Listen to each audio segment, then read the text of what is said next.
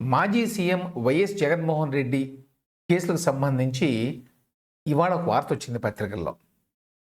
అదేమిటంటే జగన్ అక్రమాస్తుల కేసును కొట్టివేయండి అని చెప్పి హైకోర్టుని ఆశ్రయించిన దాల్మియా సిమెంట్స్ అని.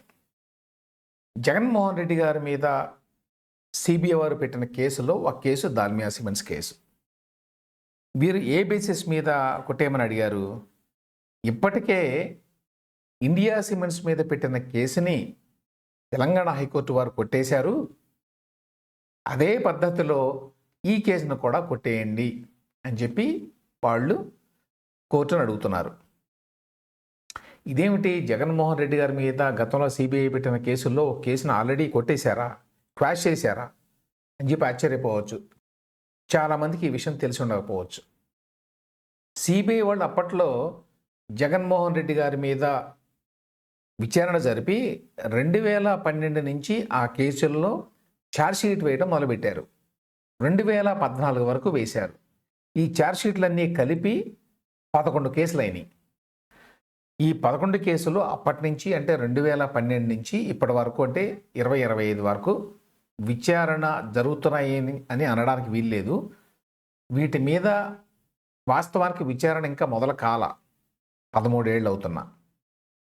వాటికి సంబంధించి మిస్లీనియస్ పిటిషన్ల మీదనే విచారణ జరుగుతోంది.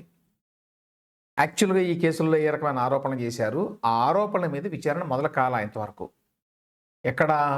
హైదరాబాదులో నాంపల్లి సిబిఐ కోర్టులో ఉన్నది ఈ కేసు. ఇది చాలామందికి తెలిసిన విషయం. కానీ తెలియని విషయం ఏంటంటే ఈ లోపల ఈ కేసుల్లో ఉన్నవాళ్ళు ఒక్కొక్కరే తెలంగాణ హైకోర్టుకి వెళ్ళి మా మీద ఉన్న ఈ కేసుని క్వాష్ చేయండి అని పిటిషన్లు వేస్తున్నారు. వాళ్ళు అలా పిటిషన్లు వేసి ఒకవేళ వాళ్ళ పిటిషన్లను కనుక హైకోర్టు వారు అనుమతిస్తే, అంటే వారి కోరికను మన్నించి క్వాష్ చేస్తే ఆటోమేటిక్గా ఆ కేసు జగన్మోహన్ రెడ్డి గారి మీద కూడా పోతుంది. ఇప్పుడు దాల్మియా సిమెంట్స్ వారు పిటిషన్ వేశారని చెప్పాను, మా మీద కేసును క్వాష్ చేయండి అని. ఏ బేసిస్ మీద అడుగుతున్నారు వాళ్ళు? తెలంగాణ హైకోర్టు ఇండియా సిమెంట్స్ కేసులో ఇచ్చిన తీర్పుని ఆధారంగా చేసుకొని దాల్మియా సిమెంట్స్ వాళ్ళు ఈ పిటిషన్ దాఖలు చేశారు. ఈ విషయాన్ని సిబిఐ లాయరే చెప్పారు. అంటే ఆల్రెడీ ఒక కేసు క్వాష్ అయింది. జగన్మోహన్ రెడ్డి గారి మీద ఉన్నటువంటి క్విడ్ ప్రో కేసుల్లో ఒకటి. ఆ బేసిస్ మీద రెండో పిటిషన్ కూడా ఫైల్ అయింది. నేను ఇంతకుముందు చెప్పినట్టు మొత్తం 11 కేసులు, అందులో ఒక case India cements case.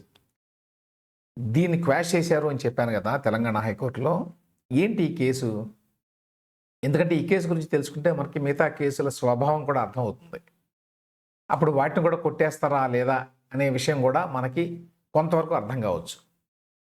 India సిమెంట్స్కి సంబంధించి కేసు ఏమిటంటే 2004 తర్వాత, అంటే వైఎస్ రాజశేఖర రెడ్డి గారు ముఖ్యమంత్రి అయిన తర్వాత 2006-7 ప్రాంతంలో ఈ ఇండియా సిమెంట్స్ వారు కొన్ని అప్లికేషన్లు పెట్టుకున్నారు. అదేంటంటే వాళ్ళ కంపెనీకి గతంలో ఎప్పటి నుంచో 1983 నుంచి అనుకుంటాను లీజ్ ఉన్నది. 2.6 ఎకరాల్లో గనులు.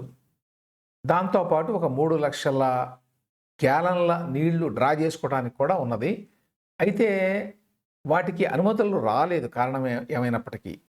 అప్పుడు రాజశేఖర రెడ్డి గారు వచ్చిన తర్వాత 2007 ప్రాంతంలో ఇండియా సిమెంట్స్ వారికి ఆ గతం నుంచి 1983 నుంచి కూడా రెట్రాస్పెక్టివ్ ఎఫెక్ట్ తోటి ఈ 2.6 ఎకరాల ఖనిజాలు ఉన్నటువంటి భూమిని తవ్వుకోవడానికి అనుమతులు ఇచ్చారు.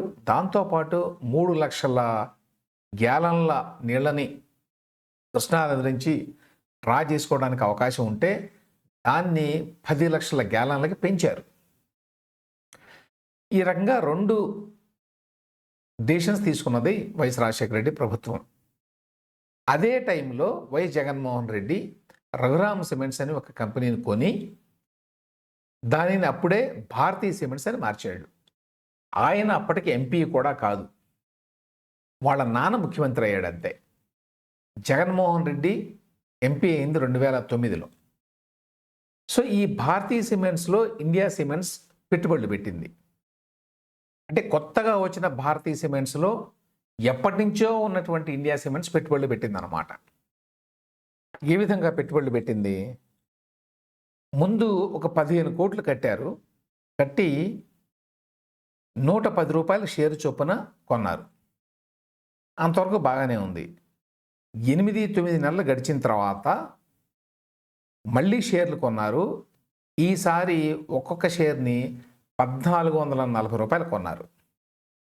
అంతకుముందే 9 నెలల కిందటే ₹110 కొన్న షేర్‌ని ఇప్పుడు ₹1,440 కొన్నారు. 9 నెలల గ్యాప్ తోటి. అంతకుముందేమో ₹15 కోట్ల పెట్టుబడి పెట్టారు. ఆ తర్వాత 80 కోట్లు పెట్టారు. మొత్తం అరౌండ్ 95 crore పెట్టారట అందులో. ఇక్కడ ఫస్ట్ ప్రశ్న ఎవరికైనా వచ్చేది ఏంటంటే, ఇండియా సిమెంట్స్ అనేది చాలా పేరున్న కంపెనీ. శ్రీనివాసన్ అని ఆయన దాని అధిపతి. ఆయన చాలా కాలం పాటు బీసీసీఐ అధ్యక్షుడిగా కూడా ఉన్నాడు కదా! ఆయనకి అంత పెద్ద కంపెనీ ఉంచుకొని కొత్తగా పేరు ఊరు లేనటువంటి ఈ రఘురామ్ సిమెంట్స్, అప్పుడే భారతీయ సిమెంట్స్ అని పేరు మార్చినటువంటి కంపెనీలో షేర్లు కొనడం ఏంటి అనేది ఒకటి. సరే, కొన్నదేదో ₹110 కొన్నాడు ముందు, అంతవరకు ఓకే. కానీ ఆ వెంటనే 9 నెలల తర్వాత అదే షేరుని ₹1,440 ఎలా కొన్నారు అనేది. ఆ తర్వాత ఏమైందంటే 2010లో జగన్మోహన్ రెడ్డి కొంత వాటాను అమ్మేశాడు ఇందులో. అందులో ఈ ఇండియా సిమెంట్స్ వాటాలు కూడా అమ్మేశారు అందులో భాగంగానే. ఎంతకు అమ్మారు అప్పుడు? షేరు ₹671 అమ్మారు. అంటే ఆయన కొన్నదేమో ₹1,440 ఒక్కొక్క షేరు, అమ్మిందేమో ₹671. సో ఇక్కడ సిబిఐ పెట్టిన కేసు ఏంటంటే, ఇండియా సిమెంట్స్తో పాటు ఇంకా వేరే కంపెనీలు కూడా అప్పట్లో ఈ మైన్స్ తవ్వుకోవడానికి లీజులు, అదేవిధంగా వాటర్ కన్జంప్షన్ కోసం అనుమతులు అడిగారు. వారు ఎవ్వరికీ ఇవ్వకుండా ఇండియా సిమెంట్స్కి మాత్రమే ఇచ్చారు. ఎందుకు ఇచ్చారంటే క్విడ్ ప్రోకో ఉంది ఇందులో. ముఖ్యమంత్రి గారి అబ్బాయి కంపెనీలో షేర్లు కొంటే దానికి బదులుగా వాళ్ళు ప్రభుత్వ ఆస్తుల్ని, పబ్లిక్ రిసోర్సెస్ని కేటాయించారు అని. ఈ కేసు దాదాపు 10-12 ఏళ్ల నుంచి కోర్టులో ఉన్నది, నాంపల్లి సిబిఐ కోర్టులో. 2020లోనో 2021లోనో అనుకుంటాను, ఇండియా సిమెంట్స్ వాళ్ళు ఒక పిటిషన్ వేశారు తెలంగాణ హైకోర్టులో, క్వాష్ చేయండి ఈ కేసుని అని, ఇందులో ఏమీ లేదని. 2 కేసులు యాక్చువల్గా. ఒకటేమో ముందు ఇండియా సిమెంట్స్ అధిపతి అయిన శ్రీనివాసన్ గారి పేరుని ఈ కేసుని తొలగించండి అని. దానికి హైకోర్టు ఒప్పుకున్నది అంతకుముందు. కంపెనీ మీద పెట్టుకోవచ్చు కానీ మీరు ఆయన మీద ఎట్లా పెడతారు అని చెప్పి అన్నారు అప్పట్లో. సో ఆయన పేరుని తీసేశారు. ఆ తర్వాత మళ్ళీ 2022లో తెలంగాణ హైకోర్టు వారు మరొక జడ్జిమెంట్ ఇచ్చారు. అందులో ఇండియా సిమెంట్స్ వారు తమ బిజినెస్ ట్రాన్సాక్షన్స్లో భాగంగా, వ్యాపార లావాదేవీల్లో భాగంగా ఈ కొనుగోళ్లు అమ్మకాలు చేశారు. దీన్ని క్విడ్ ప్రోకో అంటానికి వీలు లేదు అని చెప్పి వారు కోరినట్టుగానే, అంటే ఇండియా సిమెంట్స్ కోరినట్టుగానే ఈ కేసుని క్వాష్ చేశారు. ఇది 2022లో జరిగింది. ఇది చాలామంది ఫాలో కాలేదు ఈ న్యూస్ని. అంటే ఇండియా సిమెంట్స్ కేసు ఇప్పుడు లేదు. సిబిఐ వారు పెట్టిన కేసుల్లో అదొకటి జగన్మోహన్ రెడ్డి గారి మీద. ఇంకా 10 కేసులు ఉన్నాయి. ఇప్పుడు అదే మార్గంలో దాల్మియా సిమెంట్స్ కూడా తెలంగాణ హైకోర్టులో కేసు వేసింది. దాల్మియా సిమెంట్స్ వ్యవహారం కూడా అటువంటిదే. పాయింట్ ఏమిటంటే దాల్మియా సిమెంట్స్ కూడా చాలా పెద్దది, ఓల్డ్ కంపెనీ. కొత్తగా వచ్చినటువంటి భారతీయ సిమెంట్స్లో వాళ్ళు కూడా వాటాలు కొన్నారు. అంటే వీళ్ళందరూ అట జగన్మోహన్ రెడ్డి గారిలో ఉన్నటువంటి వ్యాపార దక్షతని గమనించి కొన్నారట. అంటే ఆయన అంతకుముందు ఎటువంటి వ్యాపారం చేయాల, ఆయన అచీవ్మెంట్స్ ఏమీ లేవు వ్యాపార రంగంలో. గొప్ప ఐడియా కూడా కాదు సిమెంట్ కంపెనీ పెట్టడం అనేది, చాలా పాత వ్యాపారం అది. ఏ ఊబర్ కంపెనీ పెట్టడం ఇట్లాంటివి అయితే కొత్త ఆలోచనలు. ఈ కొత్త ఆలోచనల మూలంగా వాడికి చాలా వాల్యూ ఉంటుంది. అందువల్ల అది ఆ కొత్తల్లోనే $1 బిలియన్ కంపెనీగా అయిపోయింది ఊబర్ అనే కంపెనీ. ఇది అట్లా కాదు. భారతీయ సిమెంట్స్ అనేది ట్రెడిషనల్గా ఉండే బిజినెస్. ఆ రంగంలో అప్పటికే చాలామంది ఉన్నారు.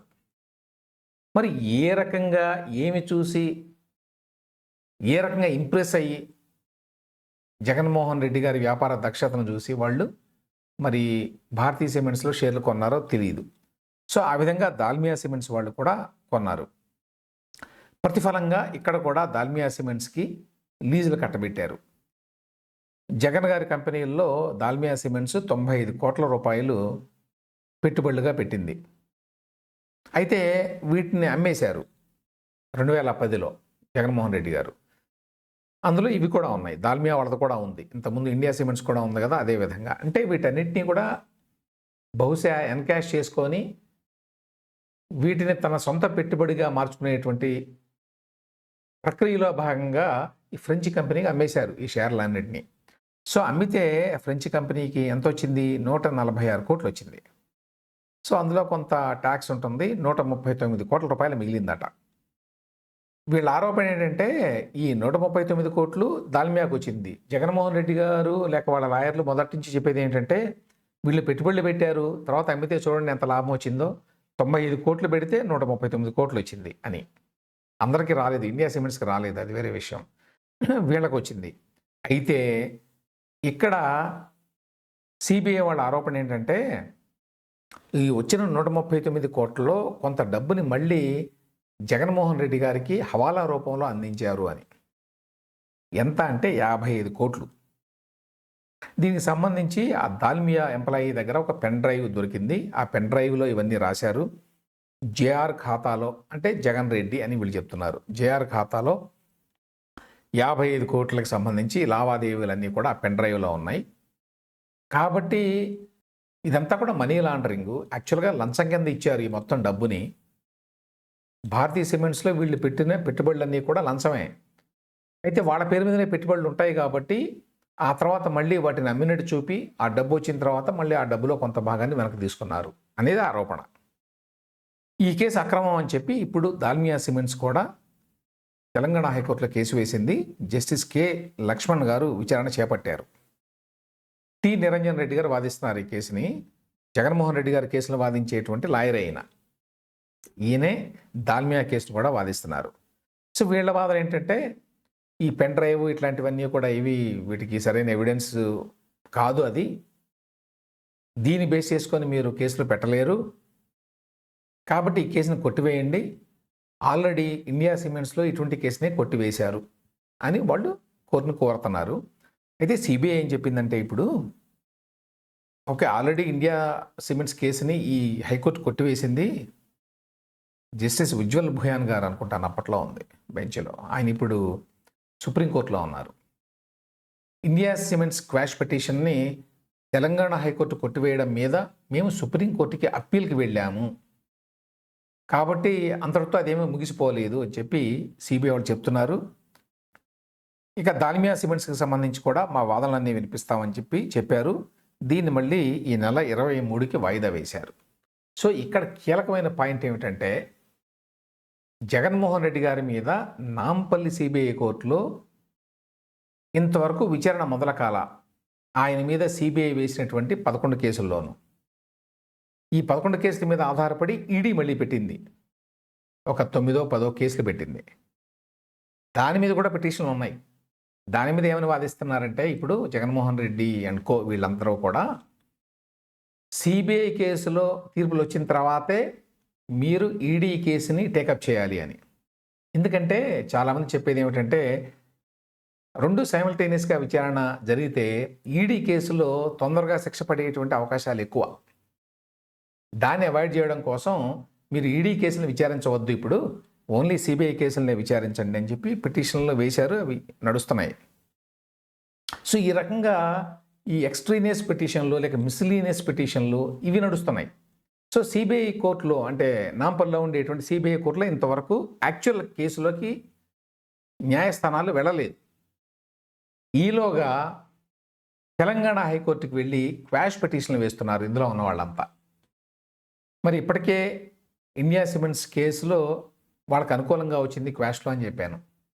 ఇప్పుడు దాల్మియా సిమెంట్స్ కూడా అదే పద్ధతిలో పిటిషన్ వేశారు. దాల్మియా కేసులో ఏ రకమైన తీర్పు వస్తుంది అనే దాన్ని బట్టి మిగతా వాటి పరిస్థితి కూడా మనకు అర్థమవుతుంది. మిగతా కేసుల్లో కూడా ఇదే పద్ధతిలో అందరూ పిటిషన్లు వేయడం మొదలు పెడతారా తెలంగాణ హైకోర్టులో? 1, 2, 3 కొట్టేశారనుకోండి, మిగతా కేసులు కూడా కొట్టేయడం పెద్ద కష్టం కాదు. ఎందుకంటే బేసిస్ అదే కాబట్టి. క్విడ్ ప్రో కో అనేది బేసిస్ ఈ కేసులన్నిటికీ. జగన్మోహన్ రెడ్డి గారు బయట వ్యక్తి, కానీ ఆయన తండ్రి ముఖ్యమంత్రి. ముఖ్యమంత్రి గారి చేతుల్లో బోలెడంత అధికారం ఉంది. ఆ అధికారాన్ని ఉపయోగించి ఆయన చాలామందికి భూములు ఇచ్చాడు, లేక నీటి కేటాయింపులు ఇట్లాంటివన్నీ ఇచ్చాడు. ఈ రకంగా మేళ్లు చేశాడు. ఎందుకు చేశాడు ఈ మేళ్లు అంటే, వాళ్ళ అబ్బాయి కంపెనీలో పెట్టుబడి పెట్టడానికి. ఇది బేసికల్లీ సిబిఐ వాళ్ళ వాదన.